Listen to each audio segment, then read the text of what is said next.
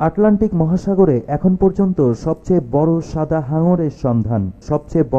হাঙরের সন্ধান মিলেছে আটলান্টিক মহাসাগরে। একদল মহাসাগর গবেষক রেকর্ড করা সবচেয়ে বড় পুরুষ সাদা হাঙরের সন্ধান পেয়েছেন। বিশাল সাইজের এই হাঙরের নাম কন্টেন্ডার। গবেষণা গোষ্ঠী জর্জরিয়ার উপকূলে মাছটির সন্ধান পায়। তারপর থেকে দলটি আটলান্টিক মহাসাগরে মাছটির গতিবিধির ওপর নজর রাখছে। চলতি সপ্তাহে কন্টেন্ডারকে ফ্লোরিডার পানিতে পাওয়া গেছে। কন্টেন্ডারের সাথে ঘনিষ্ঠভাবে দেখা করার পর গবেষকরা আবিষ্কার করেছেন যে হাঙরটি 13.8 ফুট অর্থাৎ 4.2 মিটার লম্বা এবং আনুমানিক 1653 পাউন্ড অর্থাৎ 749 কেজি ওজনের। এত ওজনের মাছটিকে সত্যিকারের সমুদ্র দৈত্য হিসেবে বর্ণনা করেছেন গবেষকরা। 2015 সালের গ্রীষ্মে একটি ভিডিও সংবাদ মাধ্যমে প্রচারিত হয় যেখানে বলা হয় যে এটি এখন পর্যন্ত ধারণ করা সবচেয়ে বড় হাঙর। অনেক সংবাদ প্রতিবেদনে যা উল্লেখ করা হয়নি তা হল প্রজাতির নাম। 400টিরও বেশি হাঙরের প্রজাতি রয়েছে এবং এগুলি 60 ফুট লম্বা।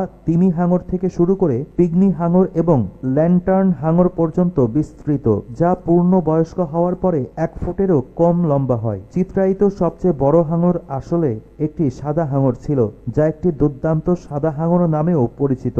গড় দৈর্ঘ্য 10 থেকে 15 ফুট। সাদা হাঙর সাধারণত একটি তিমি হাঙর বা বাস্কিং হাঙরের চেয়ে অনেক ছোট হয়। সুতরাং যদিও ডিপ বলু নামে পরিচিত 20 ফুট লম্বা সাদা হাঙরটি এখন পর্যন্ত চিত্রায়িত সবচেয়ে বড় সাদা হাঙর হতে পারে অথবা নাও হতে পারে। এটি এখন পর্যন্ত চিত্রায়িত সবচেয়ে বড় হাঙর নয়, কারণ অনেক বড় তিমি হাঙর এবং তাদের সামান্য ছোট আত্মীয় বাস্কিং হাঙরের প্রচুর ভিডিও ফুটেজ রয়েছে।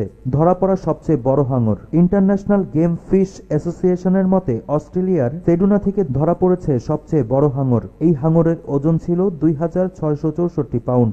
ধরা পড়া সবচেয়ে বড় সাদা হাঙরের মধ্যে আরেকটি হলো 20 ফুট লম্বা একটি হাঙর, যা কানাডায় প্রিন্স এডওয়ার্ড দ্বীপের উপকূল থেকে প্রায় 12 মাইল দূরে একটি ট্রলারে ধরা পড়েছিল। সেই সময় হাঙরের আকারের তাৎপর্য অবমূল্যায়ন করা হয়েছিল এবং প্রথমে হাঙরটিকে মাটি চাপা দেওয়া হয়েছিল। অবশেষে একজন বিজ্ঞানী এটি তদন্ত করার জন্য খনন করেন এবং আবিষ্কারের বিশালতা বুঝতে পারেন। পরে হাঙরটি প্রায় 20 বছর বয়সী বলে অনুমান করা হয়েছিল, যার অর্থ এটি এখনো কিছু বৃদ্ধি পেতে পারে।